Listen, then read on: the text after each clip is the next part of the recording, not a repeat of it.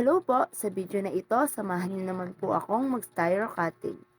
Nakakamiss rin po pala ito gawin. Huling project ko po ata magwa 1 year ago na po nung birthday ni Elliot.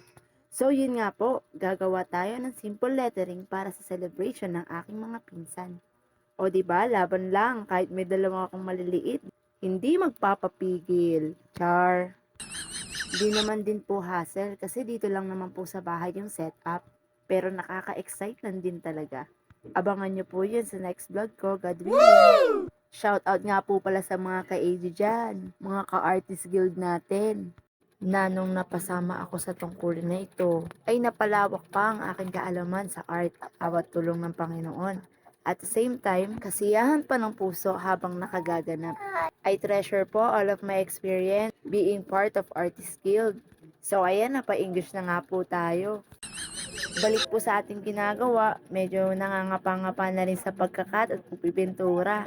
Nagdagdag na rin po pala ako ng ibang detalye at di ko na nabidyohan. Yung malaking lettering para po pala sa balloon standee na gagawin natin.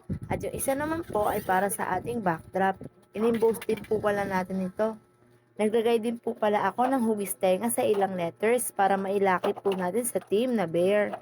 Ganito po pala yung pag-emboss, nahirapan din po talaga ako dyan. Mahirap po talaga pag wala ng practice. Kitang-kita po sa mukha yung hirap oh. At ito na nga po yung finished product. Sa mga gusto magpagawa, PM lang po kayo. Char! Salamat po sa panonood. Salamat po sa Diyos.